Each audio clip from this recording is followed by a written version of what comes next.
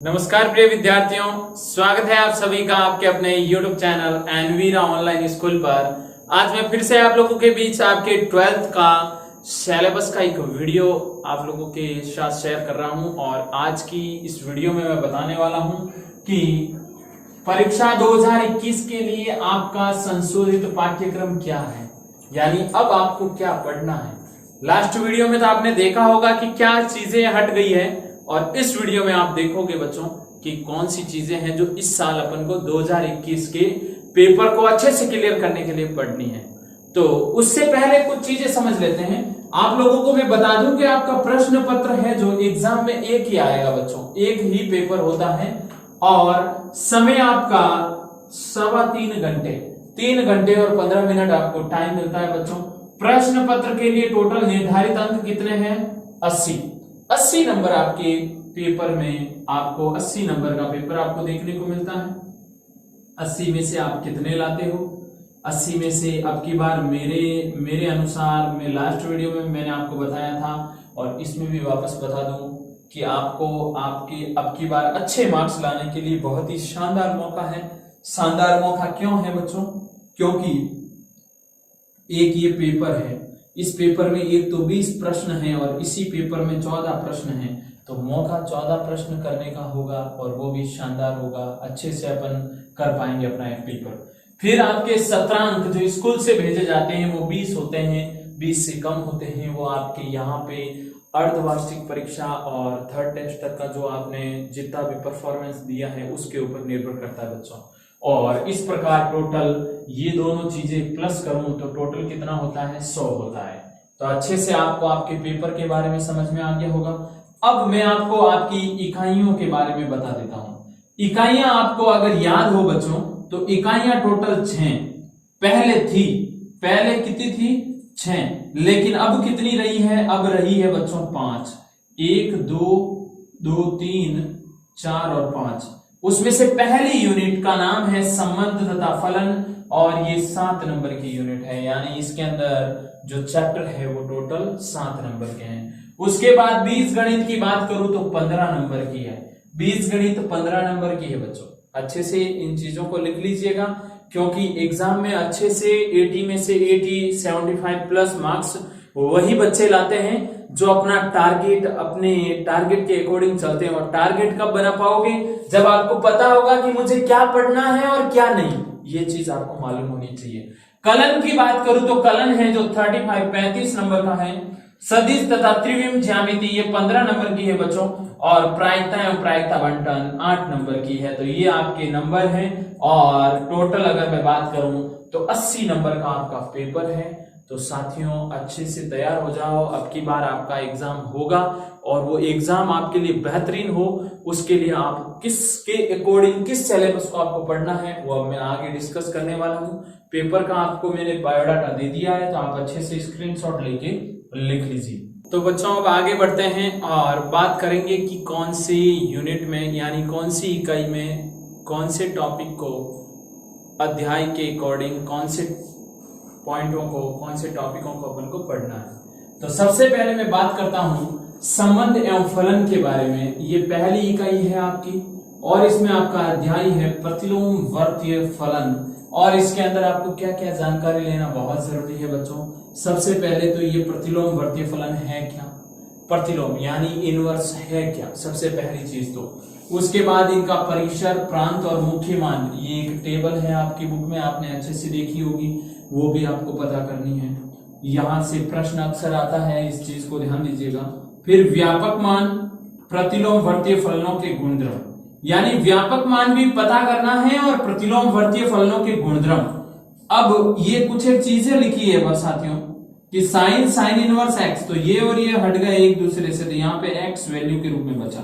जैसे cos inverse x तो x बच रहा है, टेन इनवर्स एक्स तो एक्स बचेगा, कोट इनवर्स एक्स तो एक्स बचेगा, ऐसे कैसे सेक और कोसेक यहाँ पे क्या बचेगा? एक्स ही बचेगा। ये की ये कहानी यहाँ पे कुछ इस प्रकार ही बन रही है। साइन इनवर्स साइन थीटा, तो स्वाभाविक है थीटा। कुल मिला के कहने का अर्थ है कि साइन इनवर्स यहां बाहर और साइन ये अंदर, तो रिजल्ट जो इसके गुणज में है ये वाला पद बाहर आ जाएगा। अच्छे से क्लियर आपको हो गया होगा साथियों। उसके बाद सेकंड पॉइंट है कि इकाई, दूसरी सेकंड, और उसका नाम क्या है बच्चों? बीजगणित। बीजगणित के अंदर आपके टोटल 3 चैप्टर है। अभी तीसरे की बात पहले बाद में करेंगे। पहले अपन बात करते हैं इकाई नंबर 2 के पहले अध्याय की, और उसमें है आपका आव्यूह।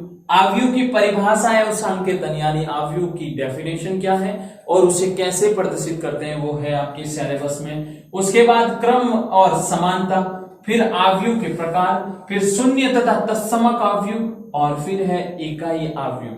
इसका बहुत ज्यादा रोल होता है, शून्य और इकाई आव्यूह का अक्सर प्रश्न में ये देखने को मिलता है। एक आव्यूह का परिवर्तन सममित तथा विषम सममित आव्यूह, बहुत ही शानदार अंतर पूछा जा सकता है एग्जाम में। आव्यूह की कुछ एक सक्रियाएं हैं बच्चों, कौन सी?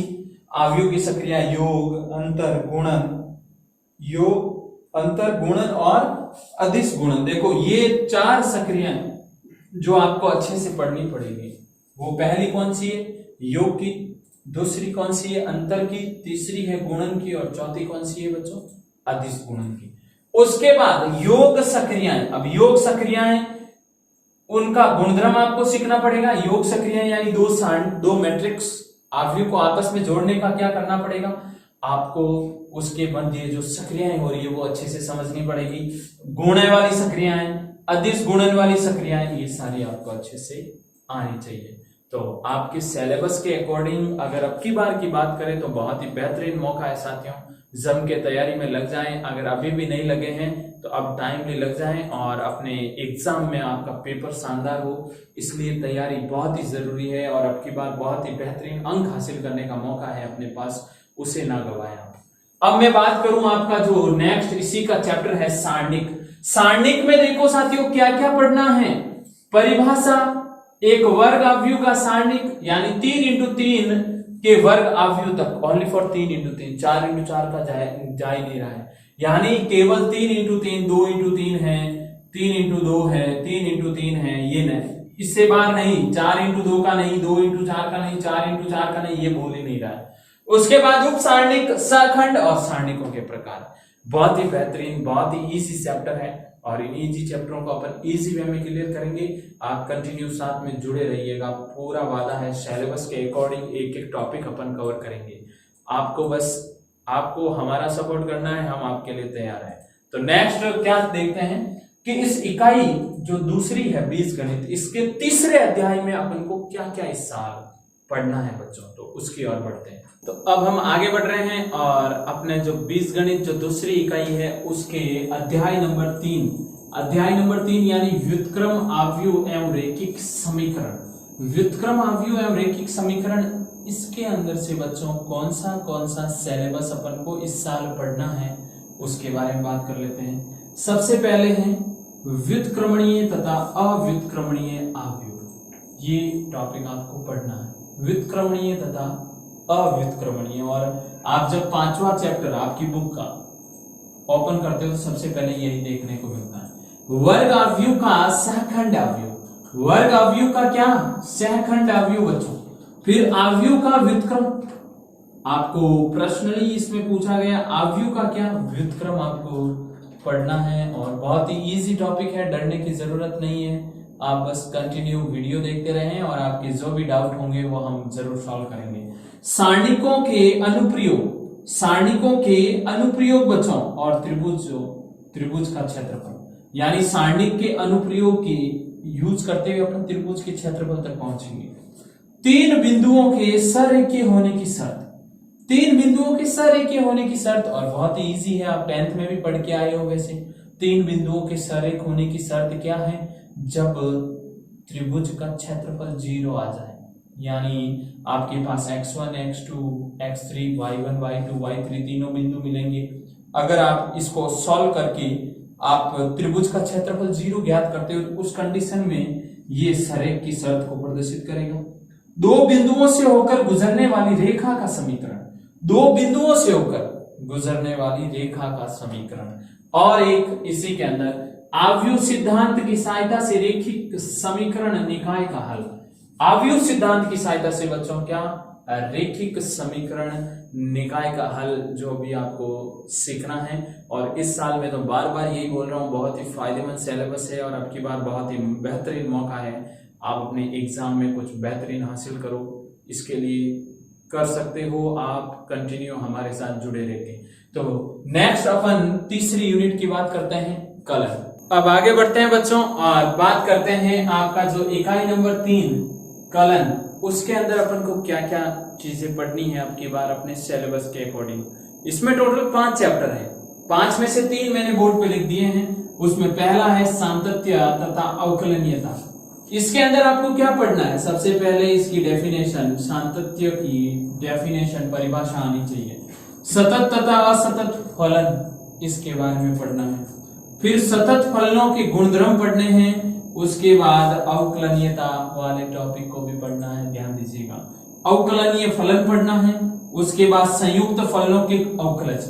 और मैं बता दूं बच्चों कि ये सारे चैप्टर एक दूसरे से जुड़े हुए हैं। अगर ये अच्छे से क्लियर होता है तभी आप इसके बारे में अच्छे से सोच पाओगे, अच्छे से ये क्लियर कर पाओगे।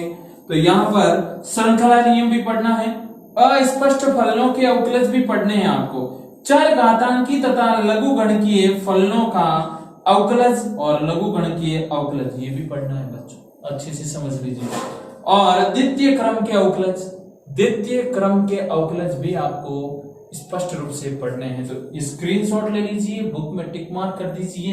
लास्ट वीडियो में आपने देखा है क्या क्या हटा, अब देख लीजिए कि क्या बचा है, ताकि आपको आपकी पढ़ाई में अच्छे से मन लगे। क्योंकि पढ़ाई आपको इसके अकॉर्डिंग करनी है, क्या पढ़ना है वो तो दिमाग में होना ही चाहिए। उसके बाद नेक्स्ट आपका इसका चैप्टर है अवकलजों के अनुप्रयोग। उसमें अवकलजों के अनुप्रयोग, वर्धमान तथा ह्रासमान फलन ये पढ़े बच्चों।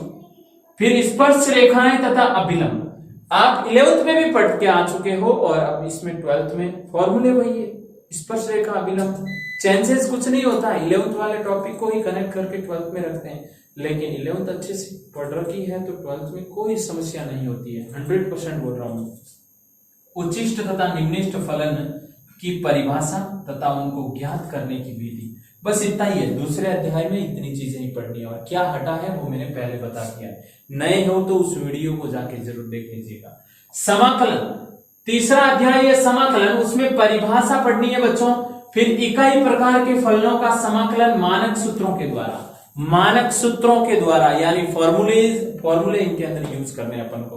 प्रतिस्थापन द्वारा आंशिक भिन्नों का नियोजन तथा शक तथा खंडज, सॉरी यहाँ पे है खंडज विधि द्वारा, बहुत ही इंपॉर्टेंट विधि है और एग्जाम में अक्सर यहां से प्रश्न देखने को मिलता है, इसलिए ये विधि सबसे इंपॉर्टेंट है। निम्न प्रकार के सरल समाकलों को ज्ञात करना, dx upon root x square plus minus a square, dx root 1 x square plus minus a square minus, यहाँ पे प्लस माइनस है और यहाँ पे माइनस प्लस माइनस, तो यहाँ पे देखिए प्लस माइनस, ये खूब सारे फॉर्मूले जो अपन को याद करके एग्जाम में जाने ही पड़ेंगे। और इस टाइप का फॉर्मूला आते ही सीधा सॉल्यूशन, और आपको कंटिन्यू आप बने रहेंगे साथ में तो सारी चीजें देखने को मिलेगी इसी चैनल के माध्यम से। कलन व आधारभूत प्रमेय बिना उत्पत्ति के निश्चित समाकलनों के मूल गुण, ये भी टॉपिक आपको पढ़ना है। तो उम्मीद करूंगा आप अच्छे से आप समझ भी रहे होंगे और साथ में स्क्रीनशॉट भी ले रहे होंगे। इकाई नंबर 3 में ये 3 चैप्टर अपन ने डिस्कस कर लिए, 2 और चैप्टर हैं उनके बारे में समझते हैं, फिर इकाई नंबर 4 और 5 की बात करेंगे। तो अब आगे बढ़ते हैं साथियों और अपन चेक कर लेते हैं कि जो यूनिट नंबर 3 इकाई नंबर 3 कलन, उसका चौथा और 5वां अध्याय, उसमें से अपन को क्या क्या चीजें पढ़नी है। चौथा अध्याय ये समाकलनों के अनुप्रयोग, उसमें देखो साधारण वक्रों के अंतर्गत क्षेत्रफल ज्ञात करना, लेकिन आपको 2 पॉइंट छोड़ने हैं, एक तो परवलय और एक दीर्घवृत्त, इन दोनों को छोड़कर जो भी बचते हैं उनके क्षेत्रफल आपको क्या करने हैं, ज्ञात। अब आप डरने की जरूरत नहीं है क्योंकि ये आप लोगों ने 11th में इनके बारे में अच्छे से जानकारी ली। ये वाले क्षेत्रफल यहाँ पे आपको ज्ञात करने पड़ेंगे। उसके बाद अवकल समीकरण, अवकल समीकरण जो 5वां अध्याय है कलन का, अवकल समीकरण की कोटि एवं घात, कोटि एवं घात अच्छे से लिख लीजिएगा, बुक में टिक मार्क कर लीजिएगा। अवकल समीकरण का व्यापक एवं विशिष्ट, अवकल समीकरण का व्यापक एवं विशिष्ट प्रथम कोटि एवं प्रथम घात के अवकल समीकरणों का हल चरों के पृथक्करण द्वारा। अब प्रथम कोटि के एवं प्रथम घात के, घात और कोटि प्रथम के अवकल समीकरणों का हल और चरों के पृथक्करण द्वारा। फिर है समघात समीकरणों का हल, समघात समीकरणों का हल और फिर रेखिक अवकल समीकरणों की परिभाषा एवं उनके हल।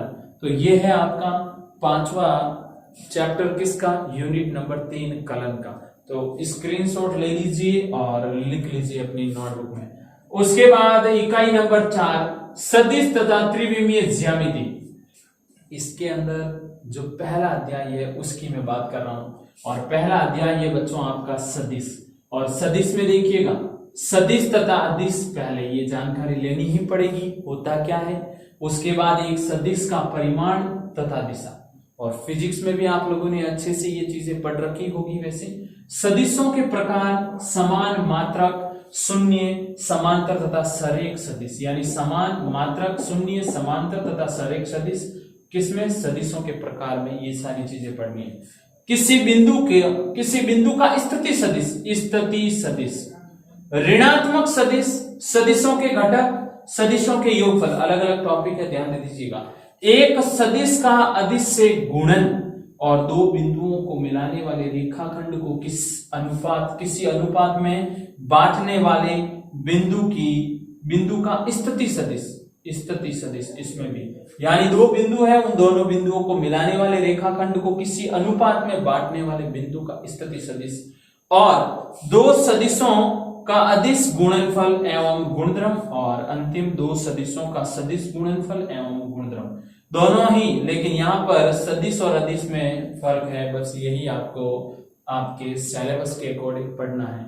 अब अपन जो लास्ट बचा है इसका भी एक अध्याय और 5वें यूनिट का भी अध्याय, उसके बारे में देखिए। तो अब आगे बढ़ते हैं साथियों और बात करते हैं आपके इकाई नंबर 4 जो सदिश तथा त्रिविमीय ज्यामिति है, उसका दूसरा अध्याय त्रिविमीय ज्यामिति। इसके अंदर अपन को क्या क्या चीजें इस साल पढ़नी है। दो बिंदुओं को देखिए, दो बिंदुओं को मिलाने वाली रेखा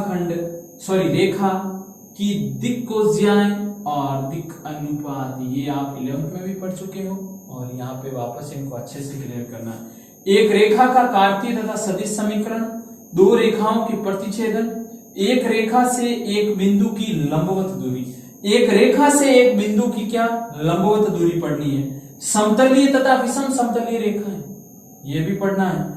दो विषम समतलीय रेखाओं के बीच न्यूनतम दूरी, दो विषम समतलीय रेखाओं के बीच की न्यूनतम दूरी और दो समानांतर रेखाओं के मध्य दूरी, ये भी पूरा आपको अच्छे से क्लियर करना है। और अंतिम इकाई आपकी प्रायिकता एवं प्रायिकता बंटन, उसमें सप्रतिबंध प्रायिकता पढ़नी है। फिर दूसरा प्रायिकता का गुणन नियम पढ़ना है, फिर स्वतंत्र घटनाएं पढ़नी है, फिर कुल प्रायिकताएं कैसे ज्ञात करते हैं, और ये देख लीजिए यादृच्छिक चर और उसका प्रायिकता बंटन। तो आज का वीडियो आपको कैसा लगा है कमेंट करके जरूर बताइएगा। और आपको सिलेबस की पूरी जानकारी अच्छे से मिल गई है तो पढ़ाई की और निरंतर अच्छे से शुरुआत कर दीजिए पढ़ाई की, और कंटिन्यू साथ में जुड़े रहिएगा ताकि आपको क्या पढ़ना है और क्या नहीं पढ़ना है सिलेबस के अकॉर्डिंग भी बुक में से छंटनी करके वीडियोस बना दिए जाएंगे जो आपका सिलेबस है उसके अनुसार, और आप कंटिन्यू हमारे साथ जुड़े रहिएगा। इसी प्रकार पढ़ाई करते रहें। धन्यवाद विद्यार्थियों।